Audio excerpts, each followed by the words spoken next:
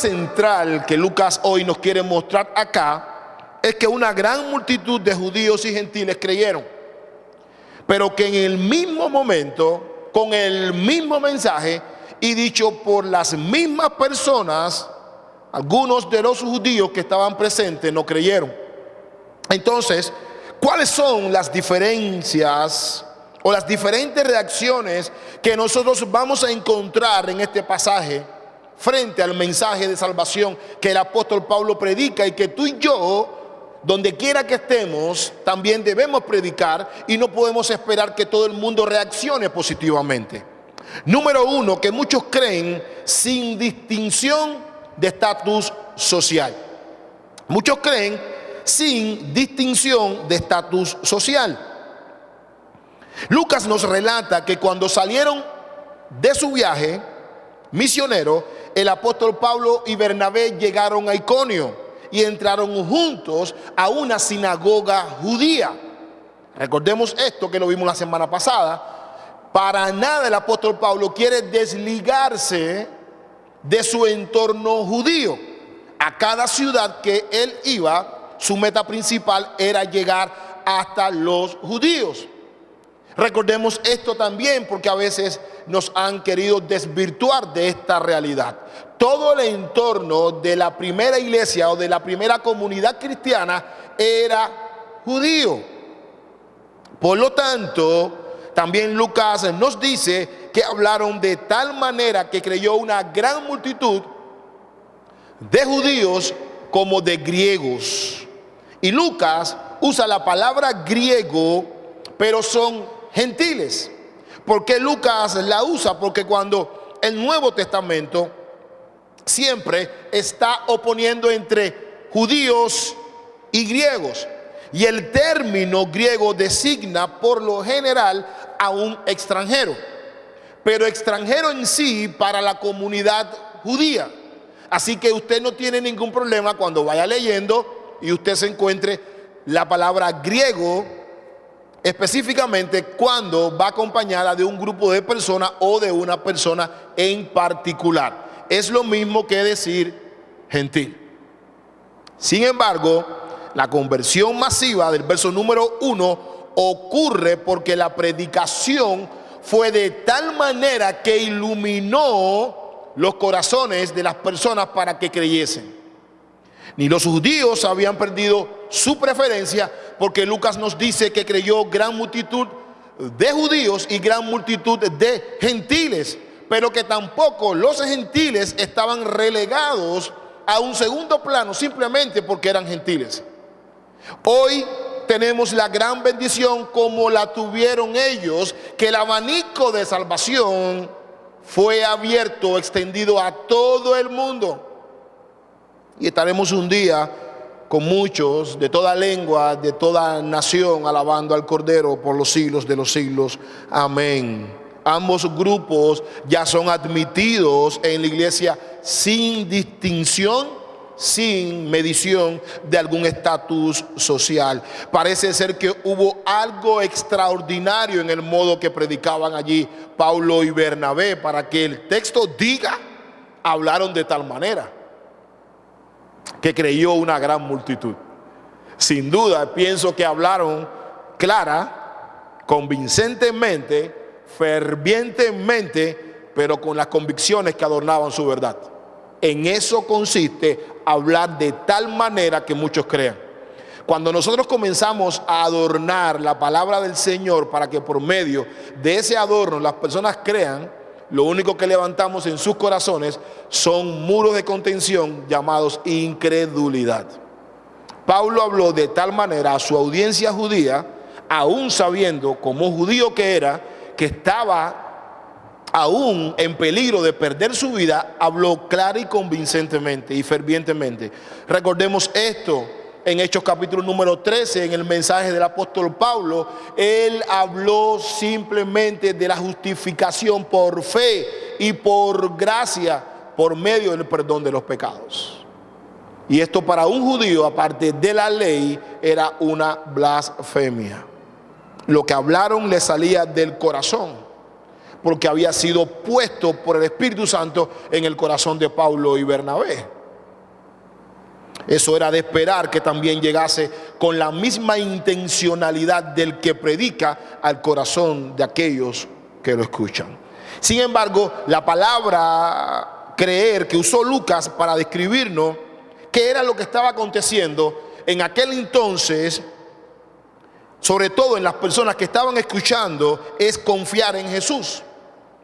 Es confiar en Jesús como el contenido del Evangelio. Es creer, es tener fe, es depositar tu confianza en eso que tú estás escuchando. Gran multitud puso su fe en el mensaje que el apóstol Pablo estaba dando y ellos estaban escuchando. Lo estoy escuchando, creo que lo que me están diciendo es verdad. Gran multitud creyó. Por lo tanto, el éxito no debía atribuirse ni a su estilo de predicación, ni a su gran homilética, ni otra cosa por igual, sino al Espíritu Santo que estaba usando a Pablo y a Bernabé para que los corazones de sus oyentes fueran iluminados. Indudablemente creo que el Espíritu respaldará nuestra predicación cuando hablamos la palabra o el contenido de la palabra sin adorno caiga en el terreno que caiga. Cuando cada predicador honra la palabra del Señor, el Espíritu Santo lo honra mirando como muchos creen. Por eso te quiero llevar ahora al punto número 2. Algunos no creen aunque vean vidas, las demás vidas transformadas. Tristemente es así y no podemos negociar la verdad. Cuando Pablo y Bernabé explicaron acerca del cumplimiento de las profecías mesiánicas a través de Cristo, creyeron numerosas personas, tanto judíos que creían en la ley y la salvación por obras, como los gentiles, quizás eran prosélitos.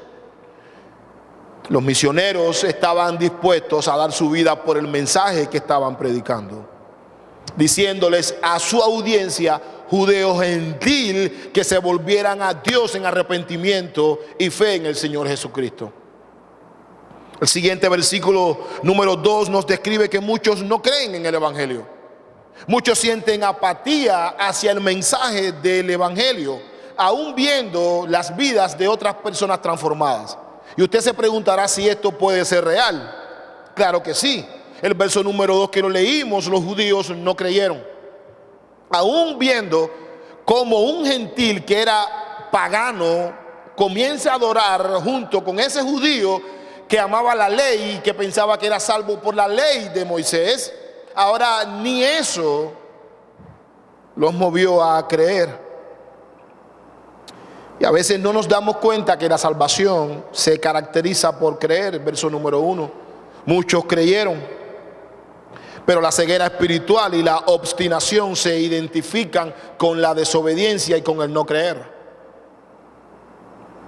Y Lucas narra este violento antagonismo, yo diría frenético y atroz, de esas personas que no creyeron contra aquellos que creyeron, aún viendo sus vidas transformadas.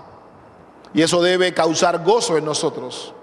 Ver cómo una prostituta deja de ser prostituta. Ver cómo un homosexual dejó de ser homosexual. Ver cómo un matrimonio se restaura. Ver cómo una persona pasa de las tinieblas a la luz. Eso debe ser motivo de gozo. Pero tristemente será motivo de gozo en aquellos que creen. Y es verdad, ninguna persona que no crea se va a gozar con la vida transformada de aquellos que han creído. No tiene sentido. Y esto es lo que está aconteciendo acá. Muchos no creyeron, pero se enfurecieron de tal manera que hicieron cosas que yo diría que, aunque usted no lo crea, llegaron a hacerlas. Este versículo nos dice que los judíos que no creían excitaron y corrompieron los ánimos de los gentiles contra sus hermanos. Miren hasta qué punto llevó la incredulidad a estos judíos. Es como ese primer amor del cual habla Apocalipsis. Ese primer amor que tú quieres ir a la iglesia, que tú quieres estar con los hermanos de la iglesia, que tú quieres leer, que tú quieres orar. Eso era lo que estaba aconteciendo allí. Estas personas comenzaron a corromper y a excitar los ánimos de esas personas para que estuviesen en el mismo estado de incredulidad que ellos. Por tanto, lo que ocurrió en Antioquía de Pisidia está aconteciendo ahorita también en Iconio.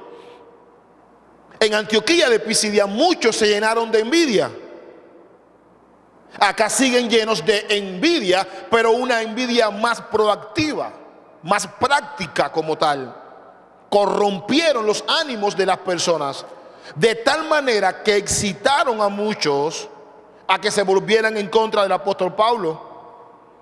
Y el texto literalmente en el idioma original dice: pero los judíos que desobedecieron, excitaron y corrompieron la mente de los demás.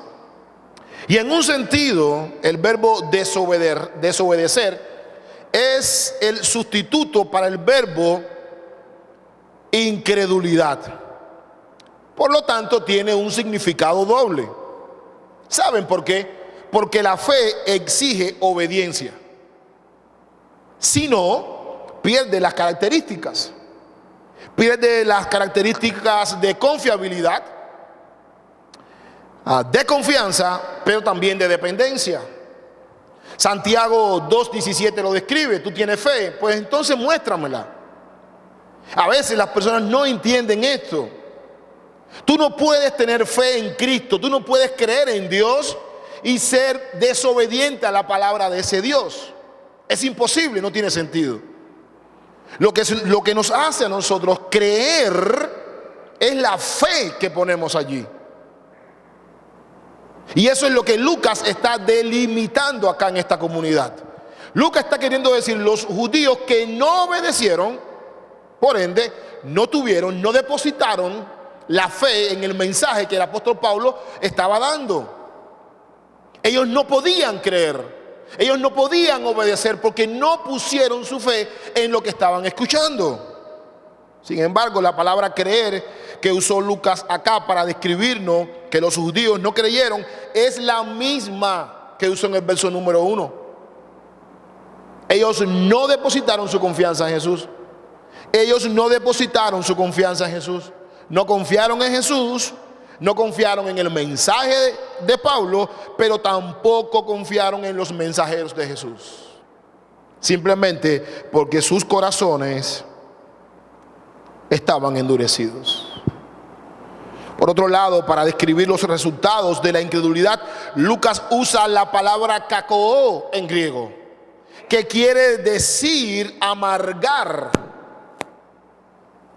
Ahora escuchen esto, lo fuerte que es esta palabra. Es causar que alguien esté amargado o resentido. A veces con la persona amargada e implícita. ¿Saben qué hicieron estos judíos que no creyeron? Lo que hace todo aquel que no cree. Busca la manera de que tú te resientas. Y ahora sí les pido que atiendan bien, porque aquí viene la médula espinal de mi sermón. Ellos lo que hicieron fue lo siguiente: buscaban la manera o la forma de que los que estaban animados escuchando el mensaje se resintieran con el mensaje de Pablo. En otras palabras, estaban buscando la manera de que se resintieran con el que estaba hablando, porque ellos no creían. Simplemente no querían que sus vidas fueran transformadas por el poder de ese mensaje que era el evangelio. Su objetivo principal era crear y poner en la mente de las demás personas ciertas dudas.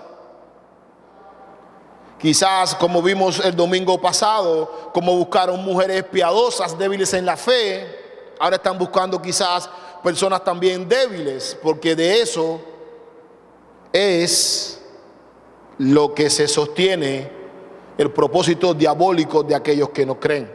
¿Sabes una cosa? Los incrédulos saben a quién van a hacer caer. Cuando tu fe no es robusta, el que no cree simplemente con un poquito de contaminación te mueve el piso. Pero leamos en la NTV cómo se entiende mejor esta triste realidad. Miren lo que dice la NTV. Sin embargo, algunos de los judíos rechazaron el mensaje de Dios. ¿Y qué hicieron? Envenenaron la mente de los gentiles en contra de Pablo y Bernabé. Envenenaron la mente. Y para envenenar la mente no es que te inyecten el veneno por el cráneo, es que comienzas a hablar y a dar opiniones del mensajero, a cuestionar el mensaje. Recordemos domingos atrás cómo comenzaron a cuestionar el mensaje del apóstol Pablo y terminaron blasfemando. Los incrédulos judíos, en este caso, comenzaron a envenenar la mente. Vieron el ánimo de las personas queriendo cambiar sus vidas, aceptando el mensaje de salvación. Ellos, enfurecidos debido a su incredulidad, comenzaron a envenenar la mente, los ánimos de los gentiles, hasta el punto que quisieron matarlo. Y usted se preguntará si una persona incrédula puede hacer estas cosas. Yo te digo que sí. Y a veces lo que nosotros no entendemos es que nosotros nos desarrollamos o nos desenvolvemos sobre dos entes. El mundo espiritual, liderado por Satanás y las tinieblas, y el mundo de la luz, liderado por Jesús y su Espíritu Santo. Todo lo que hagamos, toda decisión, toda actitud, toda acción que vayamos a hacer, todo comportamiento enmarca a dos entidades: las tinieblas o la luz. No hay un gris en el medio. Acá podemos ver indiscutiblemente que todo esto está siendo liderado por las tinieblas, porque a esas tinieblas es a la cual el apóstol habla como que está liderada o está siendo liderada por Satanás. Satanás desobedeció. Y todo aquel que desobedece intuitivamente y se opone al mensaje de salvación no tiene otro líder que Satanás. Tristemente es así. Cuando las personas no creen, simplemente no quieren que otros crean. Así pasa en tu vida, así pasa en tu matrimonio, así pasa cuando los padres no creen, no quieren que los hijos crean. Así pasa cuando un cónyuge es creyente y el otro no es creyente. No nos damos cuenta que hay dos entidades, luz y tinieblas. Y en la sinagoga de Iconio estaba aconteciendo lo mismo.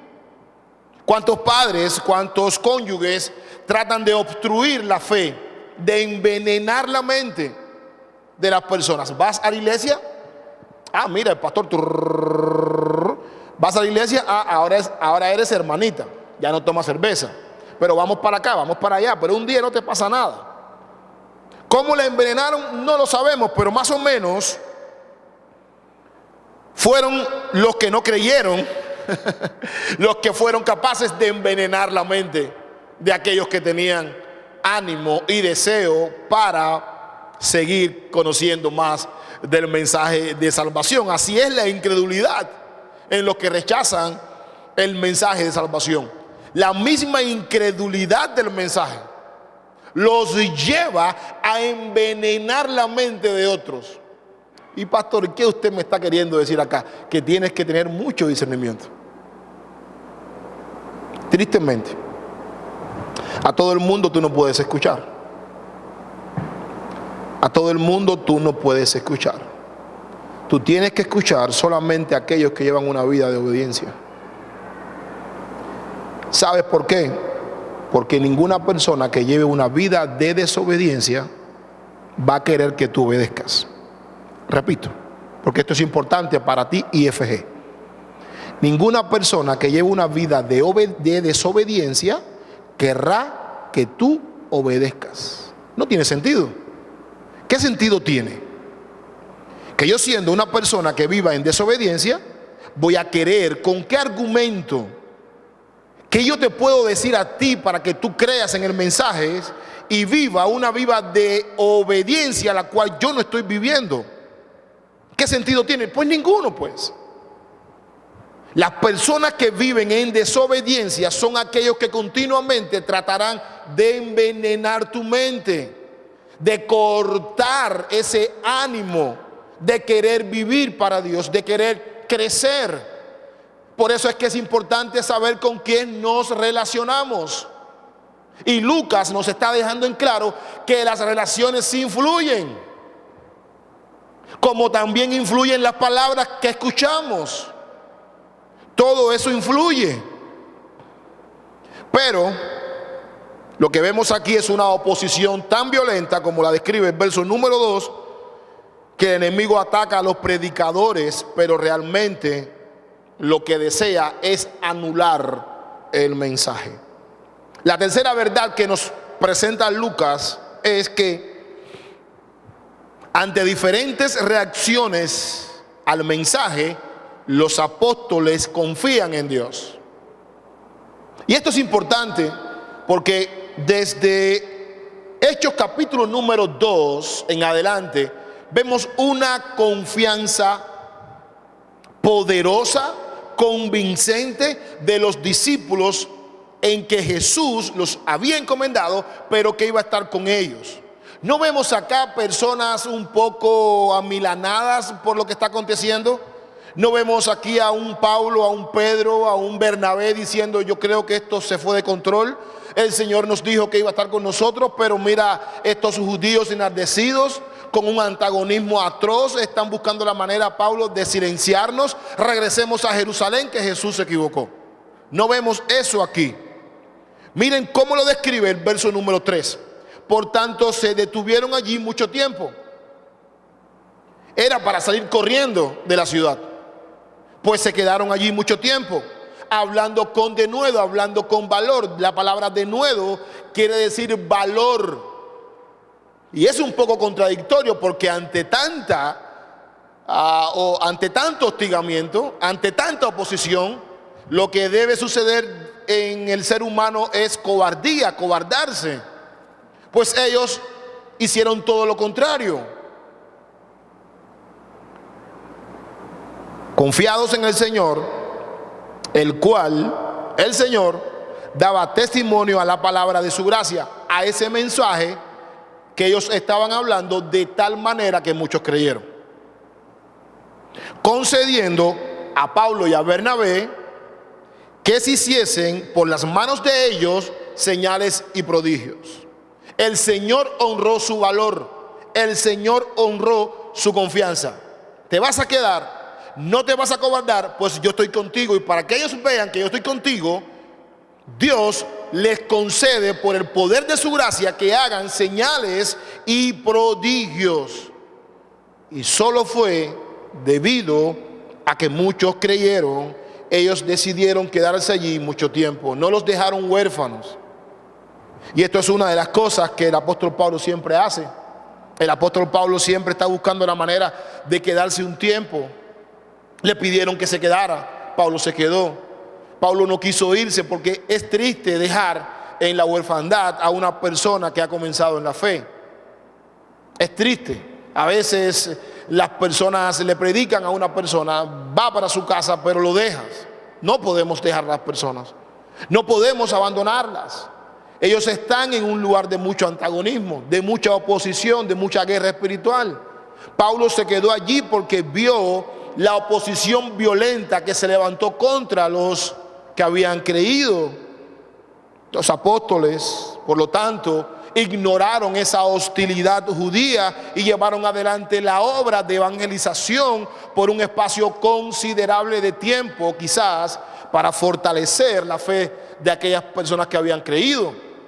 Ellos vieron que eran principiantes. Bueno, ¿qué principiante no siente temor? ¿Qué principiante no duda? Desconoce. Y el mismo desconocimiento lo puede llevar a tener que retirarse o tener que considerar el próximo paso que vaya a dar. Eran judíos los que estaban allí. Eran personas enardecidas. Era una turba violenta que se levantó en la sinagoga de Iconio. Pero ellos, sacando una conclusión lógica basada en el hecho anterior que sucedió en Antioquía de Pisidia y en las declaraciones de muchos de los que creyeron, decidieron quedarse.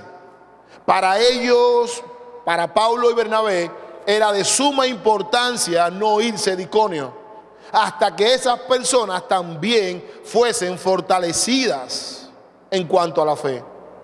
En Antioquía ellos fueron llenos de gozo, recordemos esto, y llenos del Espíritu Santo.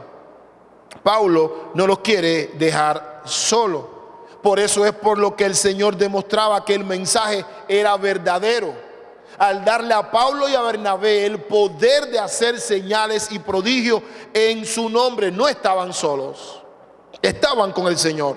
Y la evidencia era esa. La evidencia era que estaban haciendo señales y prodigios. Mientras más señales y prodigios, yo estoy seguro, leía y meditaba el pasaje, ¿quién se debilita? Nadie. Porque esa es la confirmación de que Dios te está usando. Ante tanta credibilidad, ante tantas personas que a pesar de esa oposición violenta continuaban escuchándote, valía la pena quedarse y dar la vida.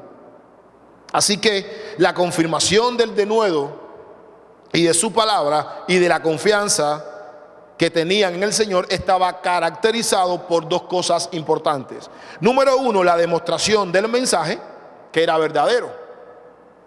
Y número dos, el Espíritu Santo les concedió a ellos el poder de hacer señales y milagros. Todo esto les daba más y más confianza de seguir predicando el mensaje. Por lo tanto, podemos ver una manifestación del Señor en el verso número 3. El tema, indudablemente, era la palabra de su gracia.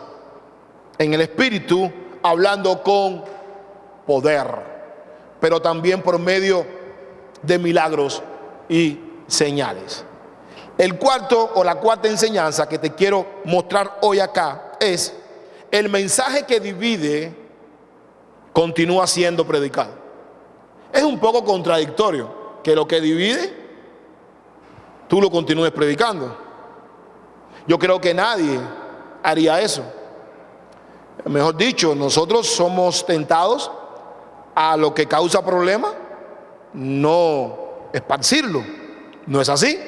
Pues mira, el mensaje del Evangelio causa división. Y usted se preguntará: bueno, pastor, ¿por qué causa división? ¿Quién lo dijo? Bueno, el Señor Jesús lo dijo. Leamos el verso número 4 al 6. Y la gente de la ciudad estaba dividida. Unos estaban con los judíos y otros con los apóstoles. Pero cuando los judíos y los gentiles, juntamente con sus gobernantes, se lanzaron a afrentarlos y a apedrearlos, habiendo sabido, Pablo y Bernabé huyeron a Listra y Derbe, ciudades de Licaonia, y a toda la región circunvecina, y allí predicaban el evangelio. La causa de la división acá Lucas la presenta tangiblemente.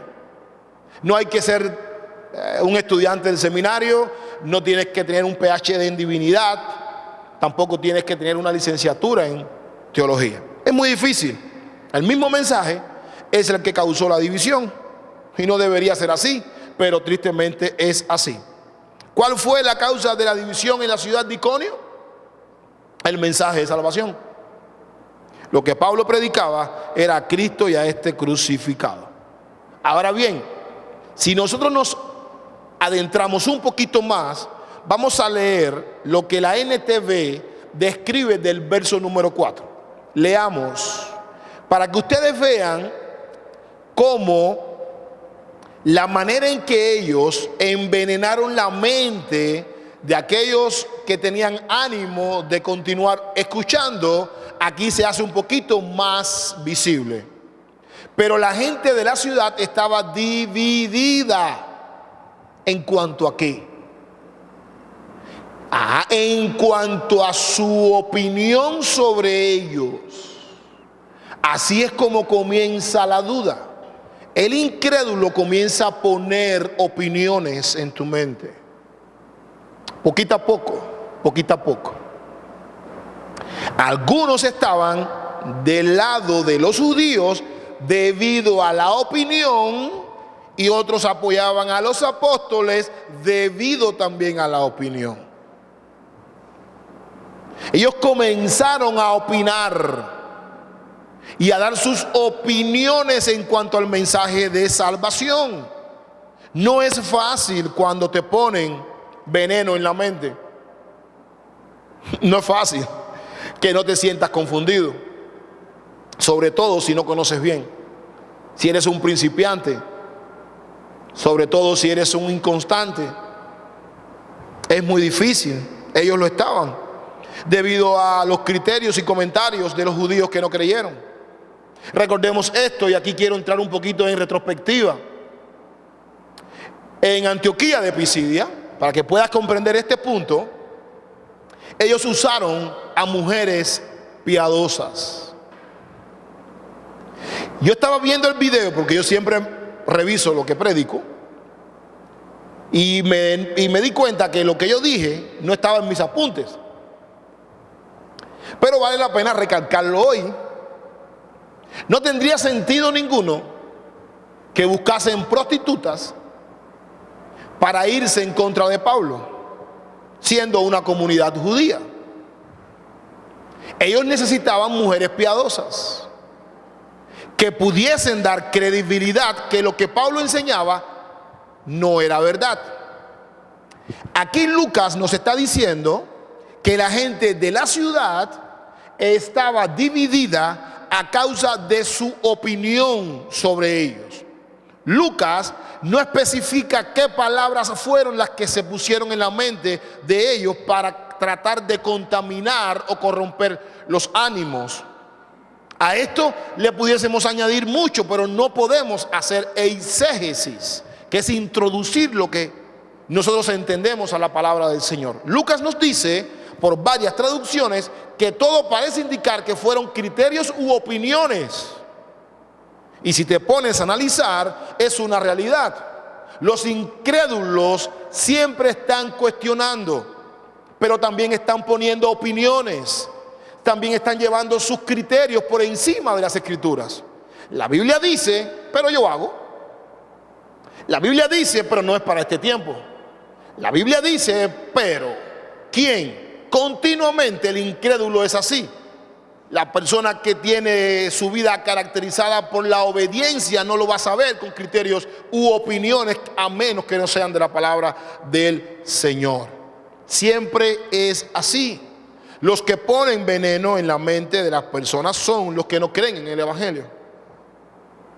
Los que llevan la contradicción al mensaje, como vimos domingos atrás, terminan blasfemando. Los que llevan una vida de desobediencia a la palabra de Dios terminarán envenenando tu ánimo. Tristemente es así. Al punto que fueron inducidos a arremeter contra Pablo y Bernabé. Y miren esto, aún si es posible, quitarles las vidas. Usted se preguntará si es posible que esto acontezca solo por un simple mensaje. Sí, IFG, pero que ese mensaje desafía a las tinieblas. Tristemente es así, como bien lo describe el Señor Jesús en Lucas 12:51. ¿Pensáis que vine a dar paz en la tierra? No, Él no vino a dar paz en la tierra, para nada. Os digo, sino más bien división. Y ese mismo mensaje es el que Él nos pide que prediquemos. El mensaje que divide traerá diferentes reacciones. Quiero darte 5 enseñanzas principales de la visita del apóstol Pablo y Bernabé a Iconio. 5 verdades que te ayudarán en esta aplicación de hoy, domingo en la mañana. Número uno, que no todo el que oye el mensaje va a creer. Yo quisiera que todos ustedes creyesen. Y esa es mi oración al Señor.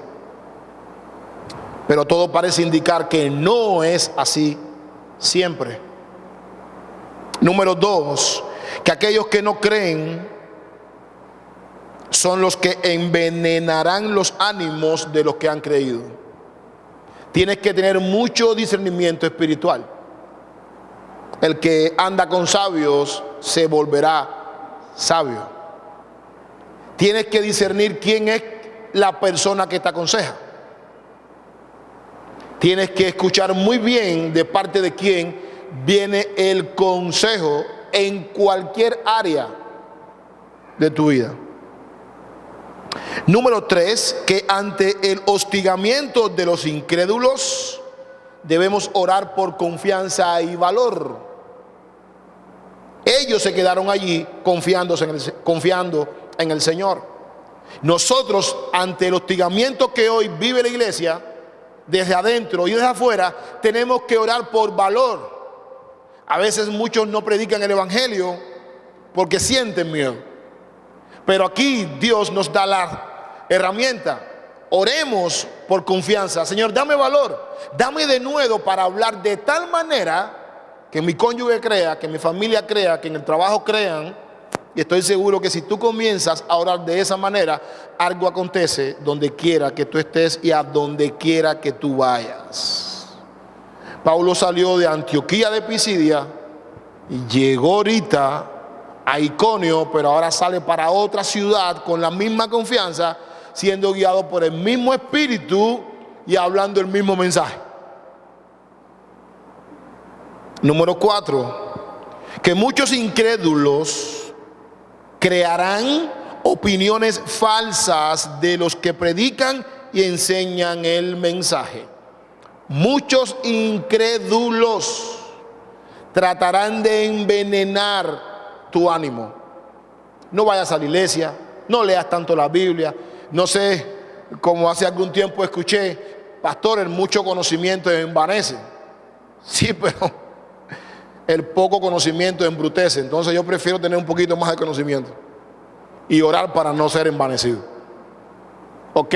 Así que hay que tener un equilibrio entre el mucho conocimiento que envanece y el poco conocimiento que te vuelve un burro. Hay que tener cuidado con eso, ¿no es así?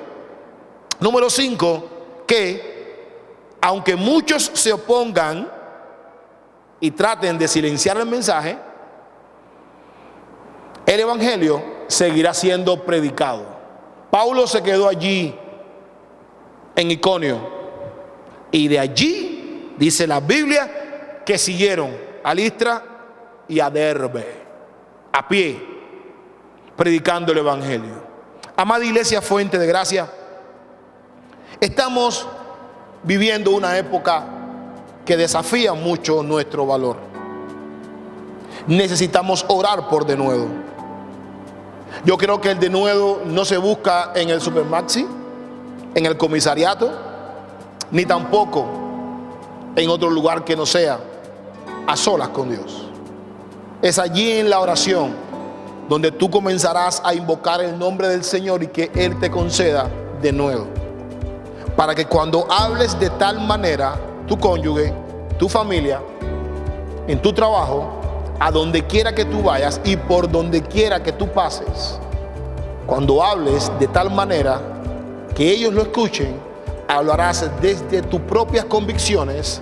Esto hará un efecto positivo en el corazón de las personas porque serás respaldado por la obra del Espíritu Santo en el cual tú confiaste para orar, en el cual tú confiaste para ir a predicar el evangelio.